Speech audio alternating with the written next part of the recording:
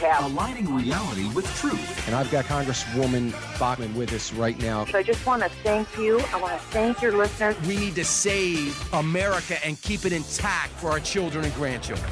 Now, here's your host, Dan Celia.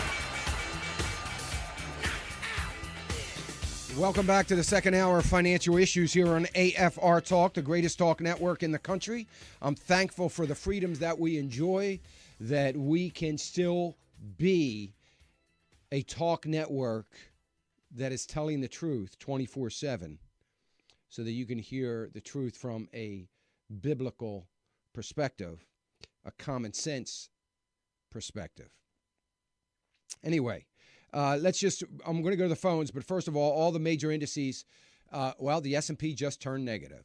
Where I was going to say in positive territory, the Dow's up 21 right now, the Nasdaq's up slightly, and the S&P is slightly negative. They were up considerably before the University of Michigan consumer sentiment numbers came out a few minutes ago, and they were expecting polls. So the last reading on consumer sentiment for the month of November was 84.9.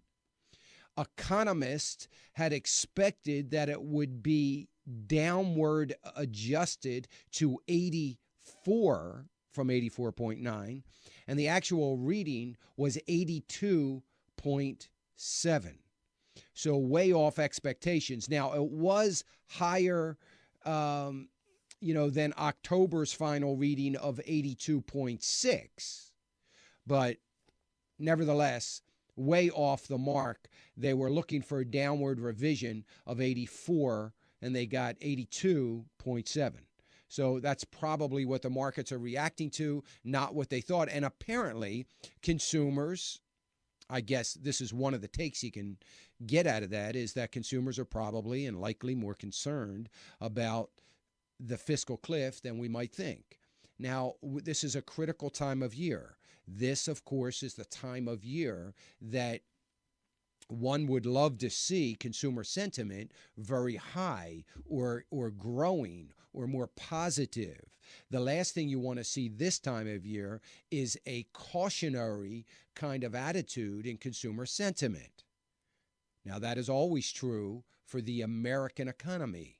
We're based on consumer sentiment, consumer spending, this our biggest spending season. I believe that this spending season will far outpace last year. Last year outpacing the year before. If we look at that, we could think, well, maybe things are getting better. Well, unfortunately, that, along with some housing numbers showing some positive gain, are the only things that seem to be moving somewhat in the right direction.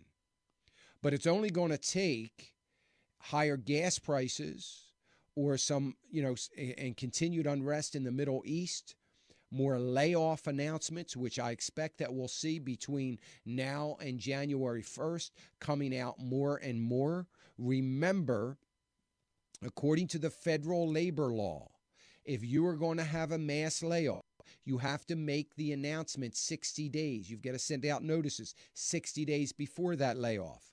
So anybody that is looking to lay off sometime between now and February, you've got to make that announcement. So real soon, and I think we're going to start seeing more and more of those layoffs. That's for people that have employees of over 100. Now, there are a lot of small businesses that are going to be laying off under 100. There are an awful lot of businesses, more and more, we hear about it every day, that are dramatically cutting their full-time employees. So those working 40 hours a week, they're cutting to 30 hours a week so they don't have to meet the requirement of Obamacare. So we're seeing that particularly in fast food restaurants, the restaurant business in general, we're seeing more and more of that, and that is likely to continue. It is the loophole, so to speak, that folks are going to continue to use. Let me go to Charles. Charles calling us from